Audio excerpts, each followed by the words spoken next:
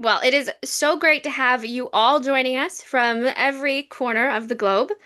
Thank you all for joining us for our discussion tonight for college essays. There's a lot to dive into, so I will jump right into it. That poll that was launched, we have quite a few parents and students and families, a few college counselors. Like I said, thank you all for joining us today, tonight, or this morning, depending on where you are. We know that there are lots of different things you can be doing, so thank you for signing on with us. Just some quick housekeeping. If you have any comments or replies, you can put them in the chat. Also, please don't use the raised hand feature. We won't be using that tonight. And if you have any questions for our speaker, you can put them in the Q&A. We will get to those at the end. If you put them in the chat, they might get lost, so the Q&A will be the best spot so that your question can be answered. If you have the latest version of Zoom, you can turn on your closed captions and translations. We will also send out this recording tomorrow, so just keep your eyes peeled on your email. And with that, I will let our host introduce herself. Hi, everyone. Thanks so much for being here. I'm definitely envisioning many cups of coffee or cups of tea, depending on where you are, or what time it is for you. So really appreciate you guys taking the time out to hear from me. And I'm excited to give you guys a little bit of my own perspective here tonight. I am Rebecca. I am a former assistant and director of admissions at Teachers College, which is Columbia University's Graduate School of Education. And I am also a former admissions counselor from Sarah Lawrence College, which is my alma mater. When I was there, I studied writing and journalism. And then I went on to Marist College, where I have a master's in integrated marketing communications. And I am currently in Cleveland, Ohio. Awesome. Thank you. And I am Dorothy Manforti. I am the Marketing and Special Projects Manager here at Ingenious. But before we dive in, there are a few other faces I would like for you to become familiar with if this is your first time joining us. So first up, that would be our team of over 150 former admissions officers from top schools all over the country. So like Rebecca, they come from schools like Yale, MIT, Duke, Georgetown, Brown, Yale, Harvard, Princeton, just to name a few. And our former admissions officers work on a two-on-one team with our graduate coaches to create personalized admission strategies for your students. So these lovely faces you see on the screen are graduates from these top universities. They know exactly what it takes to become students there because they've done it themselves. We also give our students access to over 200 professors, scholars, and researchers in programs like our academic mentorships, where students can conduct individualized mentorships in an area of their interest. So this summer we have courses in AI machine learning, fundamentals of cancer biology. That's a popular one. It's almost every cycle we have that. An is it legal course going over different legal scenarios and if they are in fact legal or not. Quite a few humanities courses, art history courses, so a variety of courses for a variety of student interests. So we build our curriculum using objective insights from our former admissions officers. So we pick their brains and we get all those insider secrets and we put them all together to create our systematic and operational curriculum. And we use that information to train and maintain our counseling team. So, say you have a counselor from Duke, but your student is really looking at Yale. We have a team of network and former admissions officers who have worked at Yale, so you can still get that insider knowledge and insider information from every top school with your counselors. Here's just a quick snapshot of some of our results from this past year.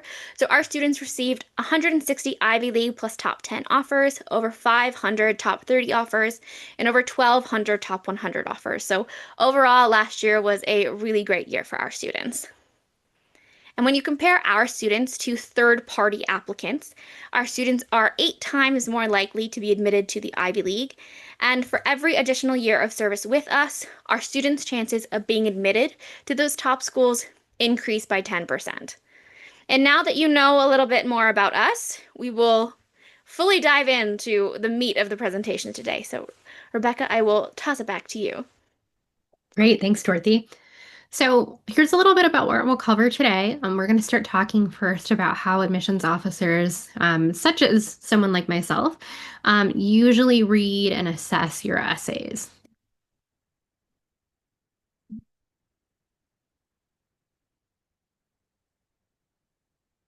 Okay, so diving into this, um, the college essay is definitely one of those signature pieces, right? That is a part of your application. So in American admissions, the application process is what we call holistic. And as you see here, it'll say think of your application as a mosaic.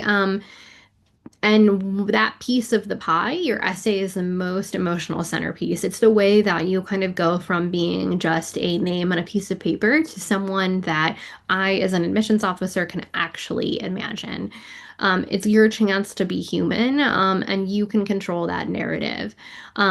So that essay really humanizes you beyond the activities list or beyond sort of what your transcript can tell us. It's your chance to kind of make yourself a whole person and a whole applicant.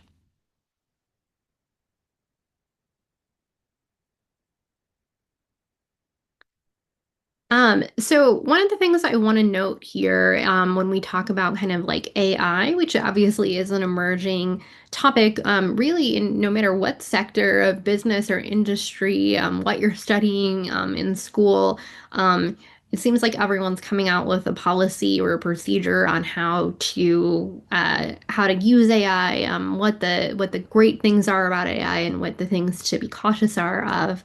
And I can definitely say, having been in this industry for a very long time, having students that are leaning on AI to write more of their essays, admissions officers can spot that very quickly. And so we don't want you to jeopardize your chance to really lay your authenticity and take your chance to be able to tell an admissions officer, this is who I am. So we definitely want to hear from you, and not ChatGPT or Anthropic or whatever your AI of choice might be. This is not the place to, have them speak for you. This is a chance for you to speak for yourself.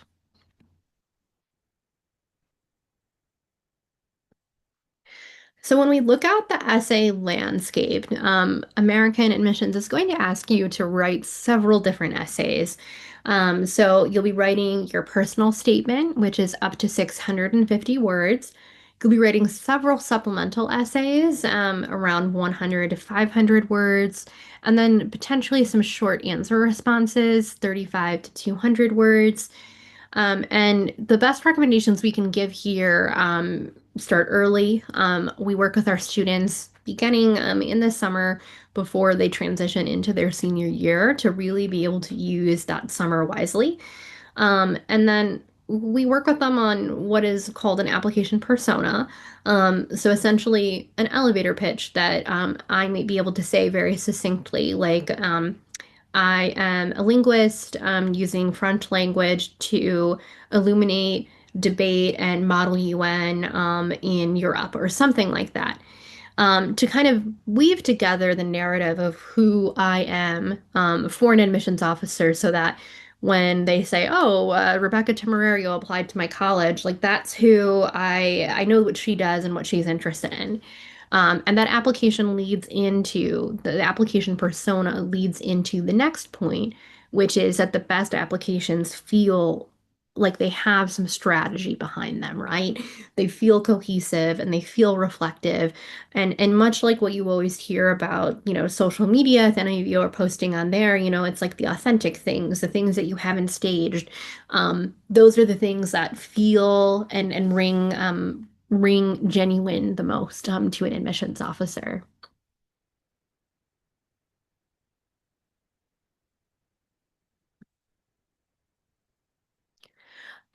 So just to go a little bit more into what an application persona is, as I mentioned, it's authentic, it's strategic, but it's also unique. So think of it like an elevator pitch, your tagline, what have you. But this is something that you can keep coming back to throughout your application process, whether it's in your application itself, or say you're invited to do an interview, or you are going to prospective students day. It's an easy thing to kind of fall back on and help illuminate who you are very quickly. So I want to look at some application persona examples and the difference between them. So something like I'm a hardworking student who loves helping others, that doesn't really give me a sense of how or what your impact is. But as we look at the right-hand side here, I'm a programmer for social impact who builds tools to solve food insecurity. I really know how you enjoy helping others, and what how you define being a hardworking student. Um, I'm just going to move my own face out of the way so I can redo the rest of this. So a weaker application persona is definitely one, as you see here, where it is not defined and not as specific. And we'll keep coming back to this point, so you'll hear that I'll keep making it. Within these essays, like if you were going to say, I was walking down the street and then I came across a tree or something, like say that was going to be part of your story. I want to know what street. I want to know what shoes you're wearing. I want to know what kind of tree. Like, I want you to be as highly specific as possible to really show, not tell. Who you are and what your experience in life has been.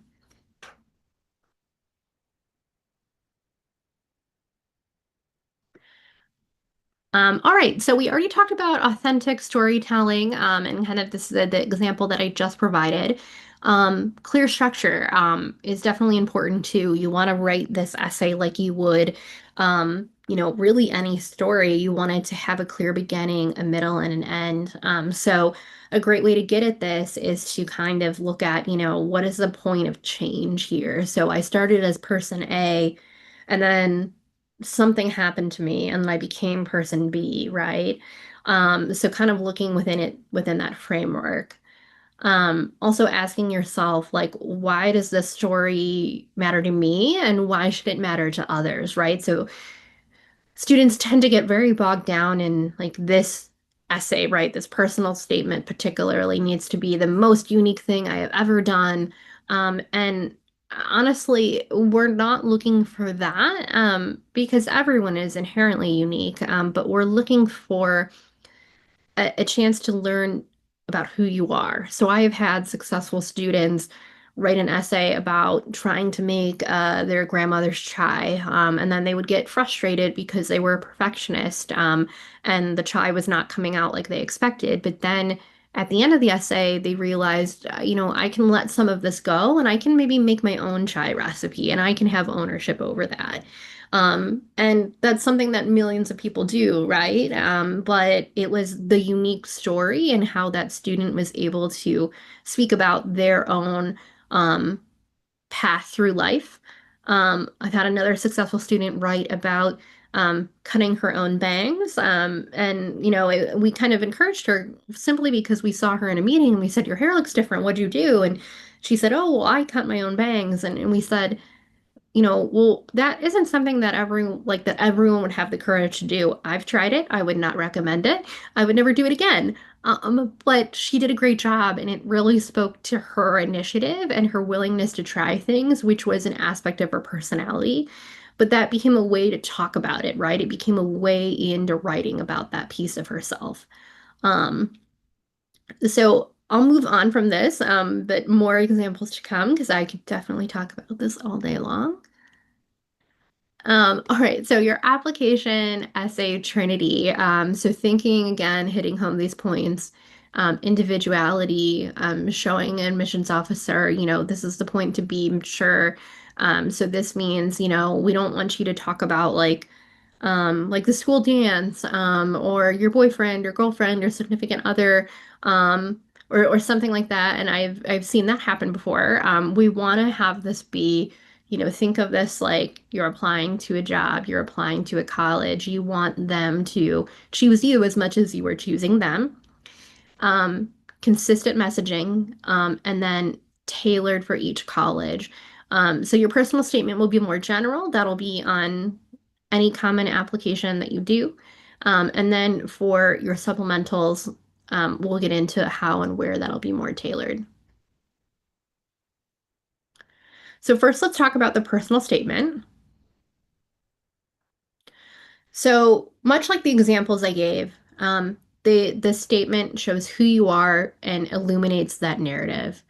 Um, Strong essays come from personal stories, not the big achievements. I think the chai example really covered that, or the bang cutting example. Um, and a story that you can only tell. So tell it your way. Sometimes I have students kind of get caught up in what they think an admissions officer might want to hear, right?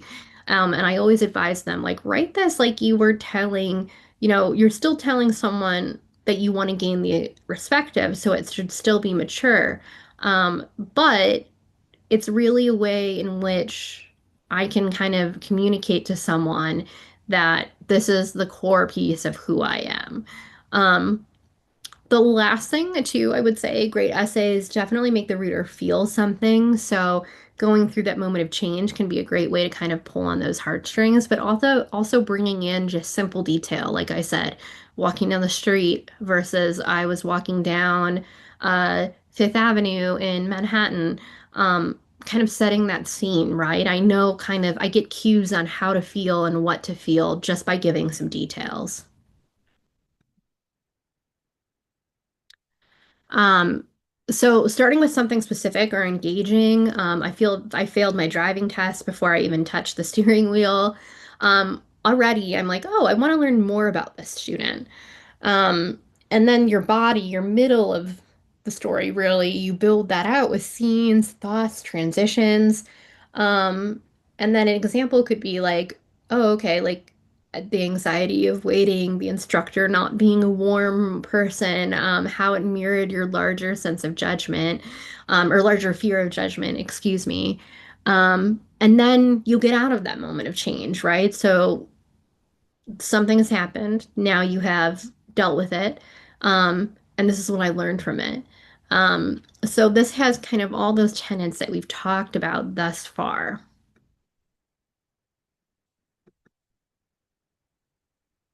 Oh, let me back up one.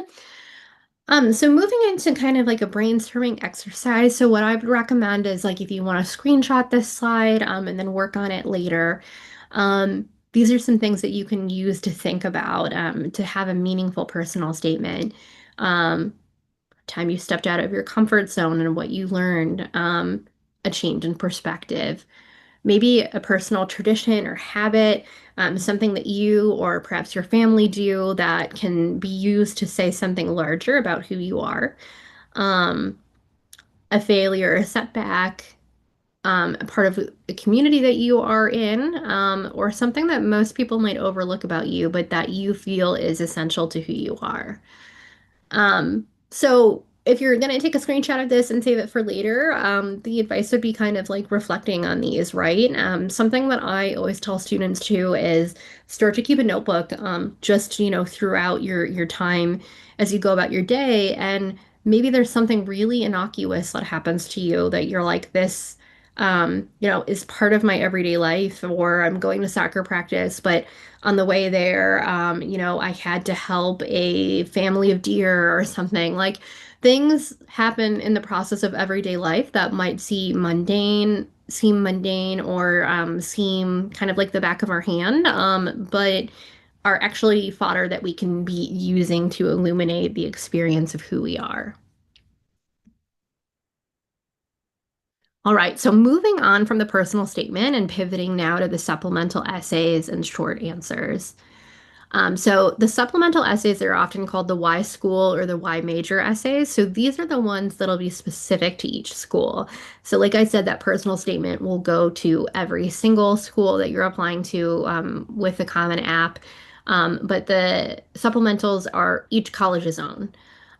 So for these, we really recommend that you do your school research. I can't say that enough. When an essay comes back to me and they're like, yeah, I really want to join the knitting club, because I like knitting. I always say, let's take another pass at this, because every school, maybe not every school, but potentially every school could have a knitting club. So what is it about this school, this knitting club that makes you want to go there? And it doesn't have to be knitting. We can apply that to, any hobby or academic interest that you might have. Um, you really want to show the school as much as you are choosing to apply to them, why they should choose you and why you are a fit for them.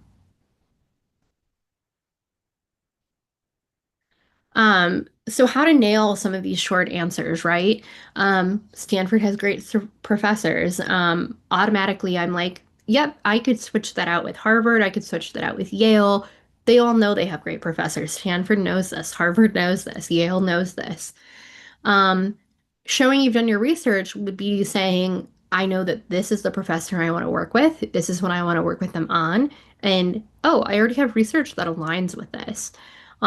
That's going to show you've done your research and that you're excited about this. Same with the clubs. Coming back to my knitting club experience, same thing. Um, Another thing that I like about this example is um, not only is the student showing, okay, I want to join the climate activism club, they're showing, okay, this is the dorm that I would live in or how I would help that in this campus. Like I'm already envisioning myself there.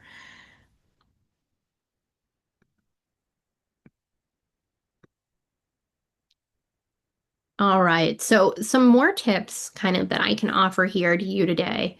Um, If you are someone for whom perhaps writing doesn't come easy, like I said, start to take around a notebook or start a note on your a note in your notes app on your phone and just kind of start generating some ideas. It doesn't have to be perfect. That's why we're here to help you kind of craft this into something, right? Great essays don't start the day before the application is due. They really start early, and I would say for something like a personal statement, it's 5 to 7 drafts at minimum. Um, don't stress over the grammar or polish it until the revision stage. Again, that's why we're here to help. And definitely saving all your drafts. I like to work within a Google Sheet, and it's easy to kind of see all the different versions and track changes. But just to make sure that something that maybe was in an earlier version, now we've changed pieces, parts of it, doesn't need to come back around later. Mistakes to avoid. You don't want to accomplish too much. The best advice I have received as a writer that I received from a professor in college essentially was I was trying to say all these things, right?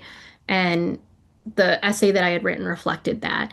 And so I said to them verbally, like, well, this essay is about this. And because I was talking verbally, I made it much shorter. I made it more concise. And that professor said to me, turn the page over and write what you just said out loud. And that really put me on this trajectory of sometimes we can have too many words, right? We can be trying to communicate all these big ideas. And what we really need to go for is communicating something concisely and quickly, especially in something like these essays where admissions officers are reading, maybe 30, maybe more of these a day, and they're not reading them necessarily line for line, but we need to make sure that we're capturing their attention so that the big pieces stand out.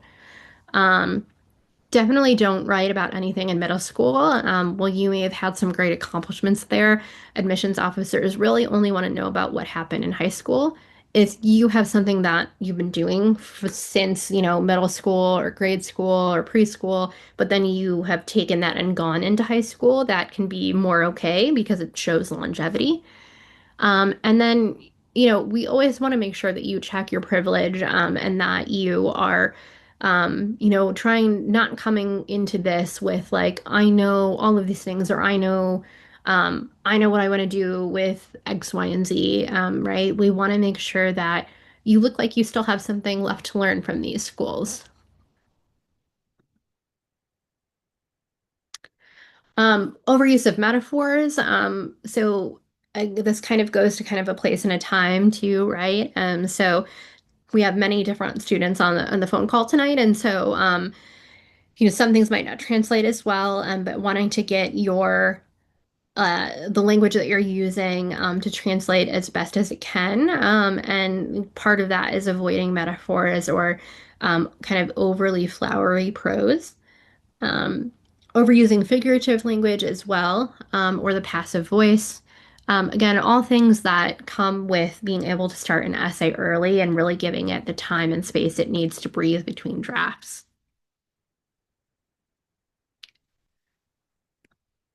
So on that point, great essays are rewritten, not just written. We don't expect anyone to come to us with a first draft that won't later be revised. Um, Looking at structure can be a great place to start that. And then definitely reading it aloud. During my college years, I studied abroad at Oxford, and they make everyone read their essays aloud. And that can be a great way to A, find easy mistakes, make sure it sounds human, going back to the point about AI, and making sure it sounds like you. Like if you can't talk about this essay or read it out loud in a way that sounds like your everyday self, maybe that's not the best way to communicate who you are or the essence of who you are to an admissions officer.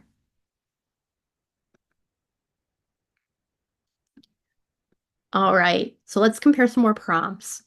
So for example, for Brown, tell us a community you're part of, or Michigan, describe a community and your place in it.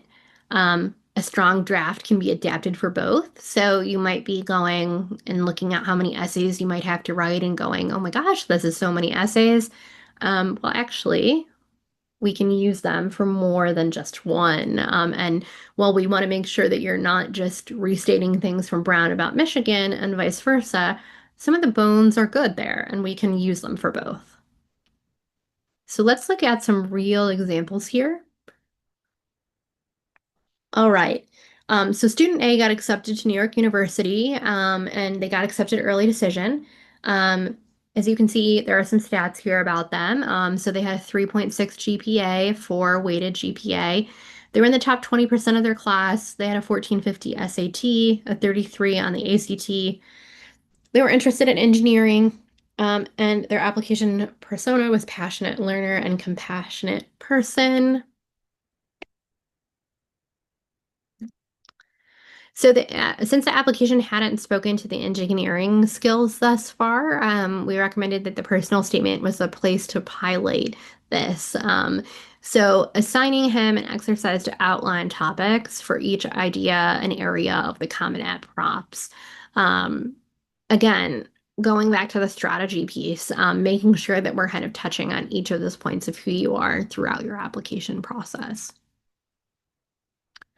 And then from that, the student decided to write about curiosity as an essential part of themselves and how that kind of fit into engineering.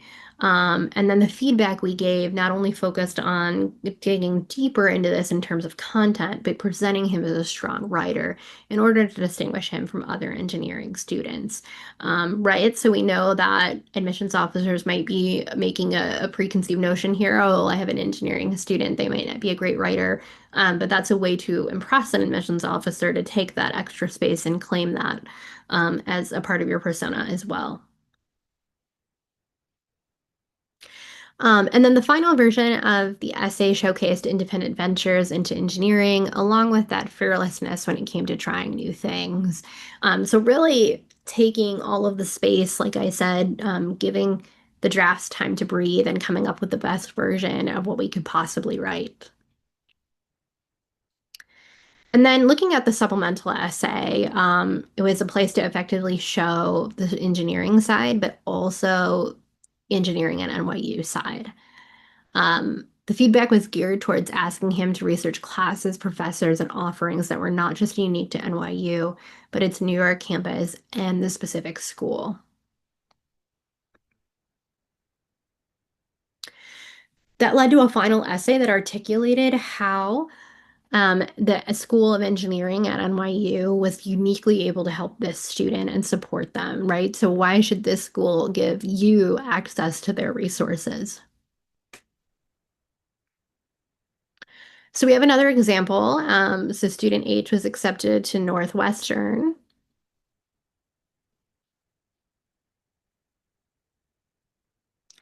All right, so they went to a public high school in Maryland.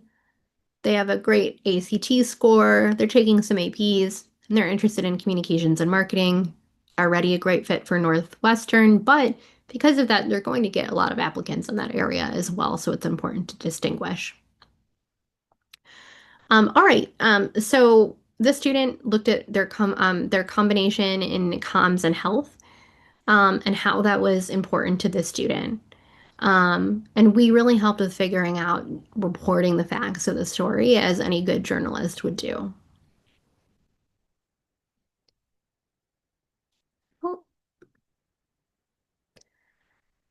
Um, so much like my example of kind of like writing, turning the page over and writing what you actually want to say.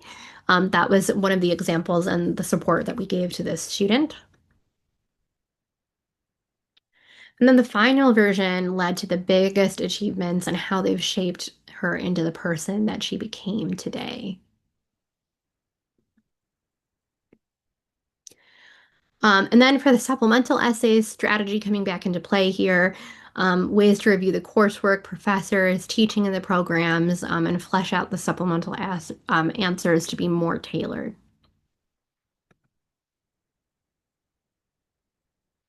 This allowed Northwestern to really be able to envision how that student would fit on campus.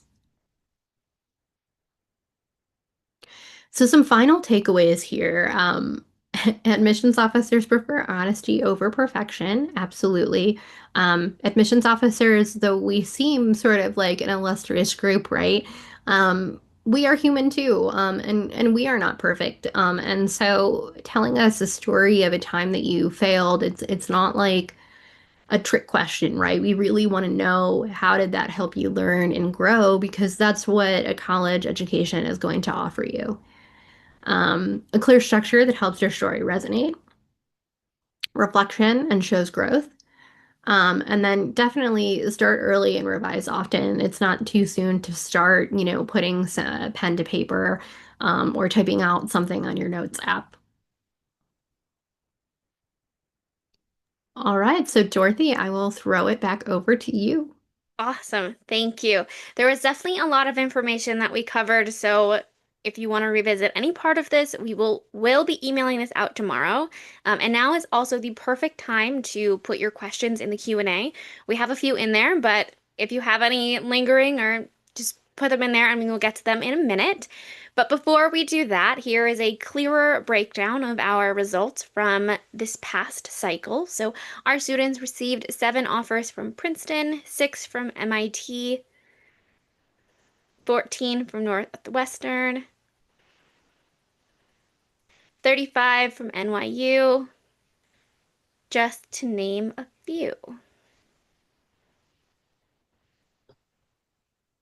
And here is a chart of all of our programs and services. So we offer candidacy building. So that's starting early to build your profile 2-on-1 with the help of a former admissions officer and a graduate coach.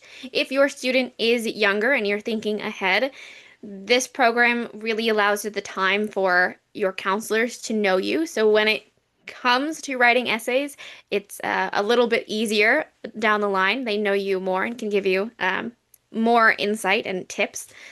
Academic mentorships, like I mentioned, our leadership and innovation lab. So students will launch a business organization or a platform with the help of an entrepreneurship expert. We do have summer courses launching in a few weeks um, for rising seniors. Of course, test prep and subject tutoring. And then application counseling, what our rising seniors are looking for. So starting right about now, we will help build your applications from scratch to perfection with the help of a former admissions officer and a graduate coach. So if you have any questions about any of our programs or how they would best fit your needs, you can hit yes on the poll that I'm going to launch. Your consultation will be about a 30-minute call where we learn all about you and your student, what they're interested in, where they want to study, what they want to study. Of course, answer any questions you have about us, and then we'll come together to create the best plan we can on how we can get your student into their dream school. All right, and with that said, we will dive into some questions. Okay.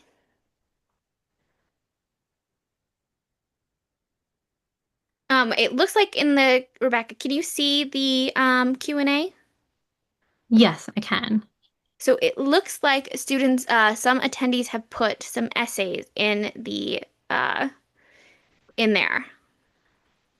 Yeah, so I think I would say in general about essays, it's a little hard for me to kind of like read it right now and look over it, but I do like that hook. I was raised with responsibility. I can say right now, like I'm like, oh, okay, what does that mean? And what does that mean to that student? Um, if I look at it a little bit more, For the audience, the prompt is, how have your life experiences and communities shaped who you are today? How have they informed your intellectual passions? yeah, I mean, overall, like I said, I like the hook of this essay. And I would think, maybe adding some more detail here. So like this second paragraph, or no, I'm sorry, it's the first paragraph. You're sort of kind of uh, giving a high level overview, right, of like a philosophical view. And I would rather kind of see here maybe like what does this mean to you? So like how you're saying it's not about whether or not it feels good. Or if you stay honest with yourself. All of these things are like something anyone else can say. So I would say hone it in a little bit into how you specifically look at this. And yes, you can say to me, like, I look at it in all these ways. But let's pick just one and kind of go in that direction. We do have some questions in the chat. They were a little lost for a second, but I found them. So, why the need to tailor content for each college? Can you please specify reasons?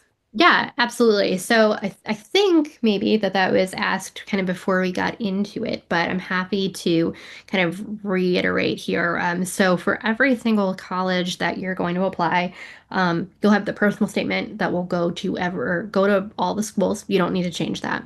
And then you'll have the supplementals, and the supplementals are asked specifically by each college. So that would be the reason why essentially you're going to have to tailor it and change it because we don't want you to say, I really want to go to NYU because I love being in a city, but actually this application is for UNC or something, and you're not in a city or you're not in the big city, right? We want that school to get the best sense of who you are.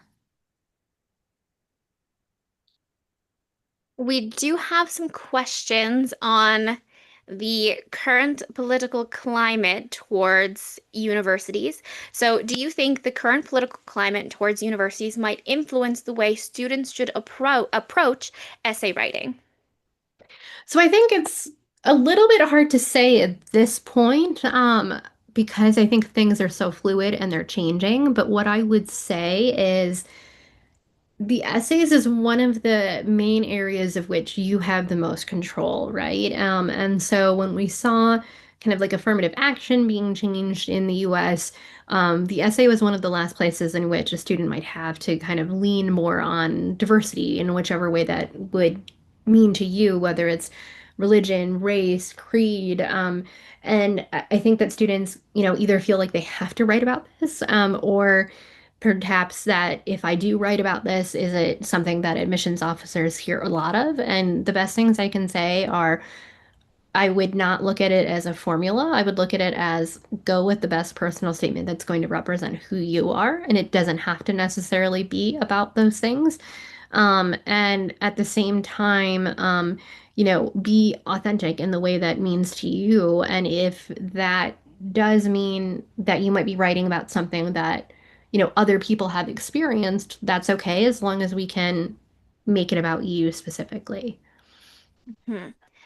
Um, okay, another question on the current climate. So, with the immigration policies affecting international students, are the chances greatly reduced for those students applying this fall? Yeah, I think that that's a great question. So I wouldn't say that they're greatly reduced, and I would say at the same time, it's not something that's affecting all students, right? So right now, we only really know about Harvard potentially being somewhere for which immigration is going to be an issue, or could be an issue. But um, with the way that the political system works, there's not like just because we're hearing that it might not be that that is going to be what is actually going to become law, or what will be done. So, it's hard for me to say right now, sitting here in June, what could happen in the fall. But I think, if you have your eye on US admissions, I think it's kind of looking into what schools you would feel comfortable being in, and then, keeping an eye on the news as well. And then, maybe you look in other countries as well. But I don't think that it's completely off the table, and it's not a blanket change, and just, remain hopeful. And I think that's what we're all doing here as well, because we certainly want international students, and realize that they're very important to the landscape here. Absolutely. And our CEO, Joel Butterly, he has been making daily videos on all of these updates and our stance on things. Definitely take a look at them yourself. But the greater tone in his videos is don't panic. Nothing is set into stone yet. There are battles to be waged. So don't worry at this moment. When there is a reason to worry, we will let you know. We will also have a webinar in a few weeks where we will talk about some of these things. So I hope to see you all there. But digging into some more questions, Elizabeth. So I guess I'm a little confused still about the personal essay. Is it not the place to talk about one's interests and how the student might pursue those in college?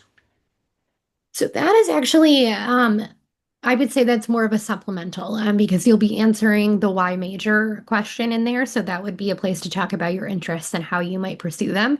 Whereas the personal statement is more about you being able to use a moment of your life, and talk about that as a way that you have changed, right? So going back to that framework of, I was person A, something happened, and then I became person B. It's a time to talk about more of like the ethos and the aesthetics of who you are, rather than talking about exactly what you might do. It doesn't mean that your personal statement could not also be about that, but there is a little bit of nuance and difference in those and how I would present them. Okay.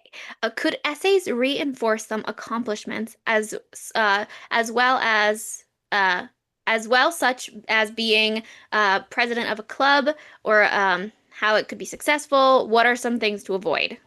Yeah, absolutely. So if you have looked at kind of what you might be doing on the Common Application, you'll have an activities list that is essentially the Common Apps version of a resume, and you'll only have so many characters. It's like writing a tweet, but writing a tweet in 2008 when you didn't have a lot of space.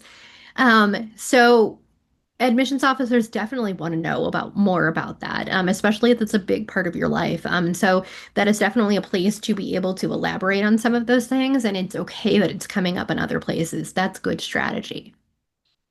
Awesome. Could you provide tips or advice on where to start or the best place to start for students that don't know what to write about themselves or what story to tell in their personal statements? Yeah, so I would go back to the slide with the prompts that we gave and just start with those. Or, go online and look up some prompts and just put yourself through them. Start to get used to the idea of writing about yourself. I know for many students, this can kind of feel foreign, or like, I don't want to feel like I'm bragging about myself, but this is kind of the place to do it. And so get used to kind of like owning your accomplishments, right? And striking that tone. And start with the resources that are out there, whether, you're getting them online, or say going to your English teacher at school and asking for help, or it's from the screenshotted slide or from the slide when Dorothy gives it to you. Which weighs more? A student with a unique story, but not much of the extracurricular activities such as Tier 1 leadership, president, etc. There is no formula. And it's going to be, I know that's tough, but it's going to be, admissions is highly objective. And so what I could say, oh, I really love reading essays or something, and I do, but it's all pieces of the pie. It's all things that you bring together, in that application. One doesn't outweigh the other. And, it outside of even going to extracurricular accomplishments and your essays, it's things like your letters of recommendations, right? What do your teachers have to say about you? So the goal is to really compete with yourself here, right? And get the best that you can out of yourself to present that to admissions officers. Do colleges ever stop with the personal essay and not continue to read the supplementals? Oh, that's an interesting question. I would say I can't speak for everyone here. I would say usually no. We're going to read at least a little bit of each part of that file, right? If I have a student, maybe that in the personal statement, I'm seeing a lot of like grammar errors, or, I'm like, maybe this essay seems unfinished, I will note that. So it's definitely important to make sure you have the right essay, that you have double checked this information before you turn it in. But as I said earlier, we're all human. And so I'm still curious at that point, right? I'm like, what else is here? And maybe the student really did just submit something that they submitted the wrong essay. So let me look in their supplementals and see if what's there either refutes that theory or supports it. Oh, right. Okay, so Common Essay has a 650 word limit. So in addition to writing who you are, should the essay still have some space to your strengths and passions woven into the consistent narrative? Um, yes, but it doesn't have to be all of your strengths. Hone in on one or all of your weaknesses. Like, it's not, the goal of this is not to talk about all of your strengths and all of your weaknesses. It's to highlight really one moment or one experience, right, that has changed you. It doesn't need to be, like a bulleted list of like, here's where I'm good or here's where, I struggle a little bit more. How do admissions officers assess GPAs from different school? My child's school is very tough on grades, doesn't even have a GPA or rank students. Yeah, absolutely. I honestly love this question. I really like nerd out over it. So uh if you work with us, you will ask you for your child's school profile, or we'll ask your student for that. Most high schools have some form of a school profile, and this is a document in which your child's application will be supported. So they'll turn in the common application, and the high school counselor will submit this school profile. The school profile has information on like how many students go away to college, how many students took the SAT, and if so, what percentiles did they fall into? Maybe how many students are taking APs, and if AP is offered, what are the AP courses that are offered? What they're not going to get so much at is like what you to your point about like my school's really tough on grades. That's going to come from the context that your admissions officer has for that school. So many of us travel around. We have a particular territory. When I was working directly in admissions offices, I was responsible for Canada, Ohio, Minnesota, and New York. So it was my responsibility to familiarize myself with those areas. If your child is in a school that you feel like we don't send a lot of students to that school, like no one in the year prior, um, applied or got in. It's never too early to start figuring out like who is in that admissions office, who's the representative, and can I start a conversation with them, like tell them about the school. Um, because that school context is something that, right, you can't change, or your child isn't in that school. But you have that power to be able to kind of illuminate for them, like, okay, this is the context for which my student is coming in. Mhm. So I have heard students applying for a less competitive major like environmental, and later changing it to a different major, especially at a school like Stanford. Do you think it's a good strategy, uh, if your resume is more tailored for computer science throughout high school? Um, if your resume is more tailored to computer science, no, because I would be saying what's the connection to environmental, and admissions officers can spot that. Like we don't live in a vacuum where we're not like, oh, they're really just trying to change their major. That said, I would say the opposite is true. I've worked with students before in the past who maybe are very interested in, say, psychology, but their profiles really reads as someone who's interested in maybe more classics or French literature. So then at that point, I'll say to them, okay, let's apply as a French major. That gets your foot in the door. You don't have to declare a major at many US schools until sophomore year, and no one's holding you to this. So then they can always change and do the opposite. But if you don't have enough in your profile to support, say, what might be perceived as a weaker major or an easier major, there's no reason to apply as that just because it might be easier. Mhm. There are also some cases where there might be an extra application step to get into a specific major. So Correct. just a warning there. Um, okay, so this was somewhat mentioned before, but are there any big red flags to watch out for in a personal statement? I know grammar mistakes were mentioned, but is there anything else? Yeah, so I would say a couple of things. I saw someone had a question too about like religion. I wouldn't say that there's really anything that's like super taboo if your religion is important to you and that's how you changed. You went from person A to person B, like I keep saying. That could be appropriate to talk about. I would say some of the wildest ones that I've seen is like someone wrote about they actually made their own Thanksgiving dinner, but to do that they had to like go out and actually like hunt for them, and that was a little bit weird to read about. And so we steered outside of that, just because it was a little hard to read, and I was focusing more on there's a potential that an admissions officer could focus more on the fact that this essay is just kind of weird, right? Like, and we want them to know more about you. Um, Other things, like I said, like prom, like high school dances, things like that. Like this really isn't the place because that's why we want you to write like about like maturity and things like that.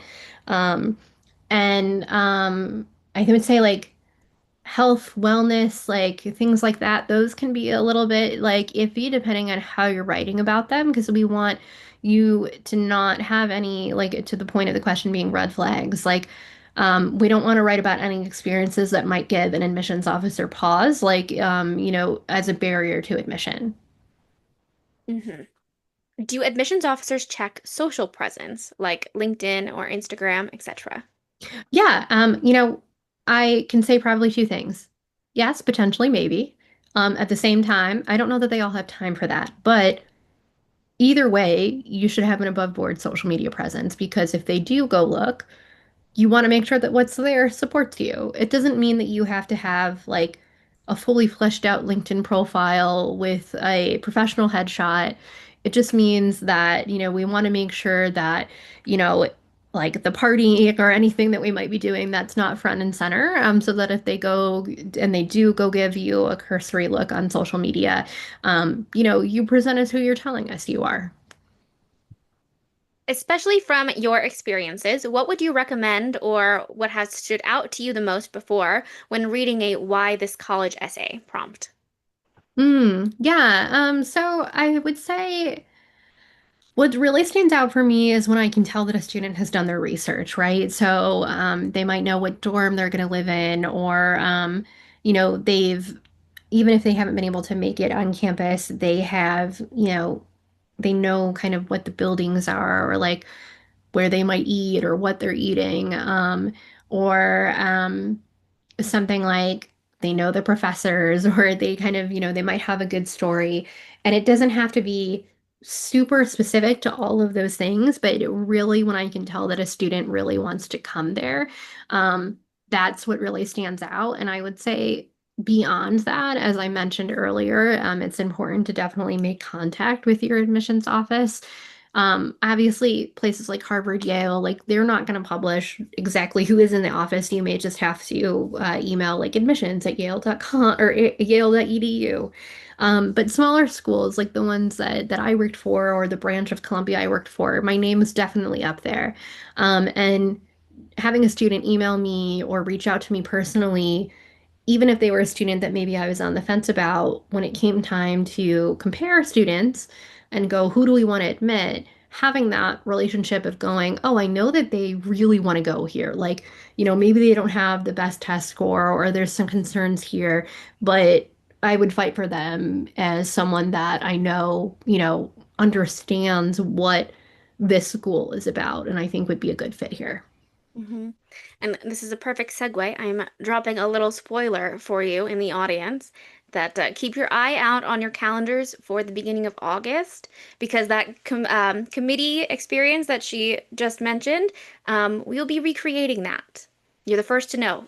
Keep it hush hush.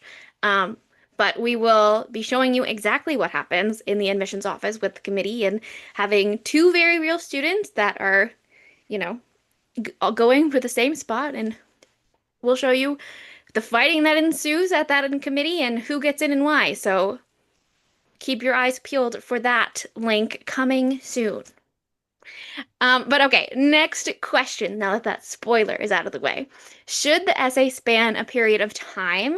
That is, should it focus on a particular event or who you are over a broader period? It doesn't matter. Both could be okay depending on what the topic is. Awesome. Okay. When reaching out to admissions officers, what do you say? I would introduce yourself. I'm Rebecca. I'm interested in creative writing. I know that X, Y, and Z school has a really great program. I'm potentially interested in visiting. How can I do that? Or, oh, I'm unable to visit. What are some resources that I can maybe look at now, to get a better sense of the campus? Don't overthink it. This is about introducing yourself, and showing some demonstrated interest. Okay, and a last question as we are closing in on our time.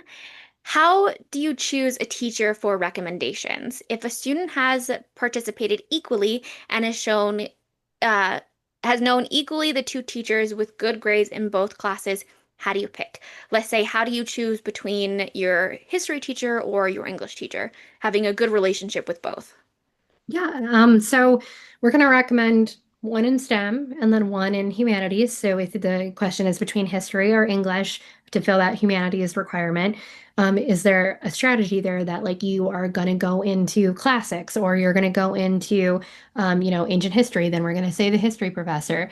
Or is there one that can speak to a specific example, perhaps more so of, I really took advantage of office hours, or maybe I wasn't doing so great. I was struggling at the beginning of the year, and they're able to speak to that. So start to kind of recall specific events that they can maybe speak to you on behalf of you. Awesome. All right. I know that there were some questions that we weren't able to get into.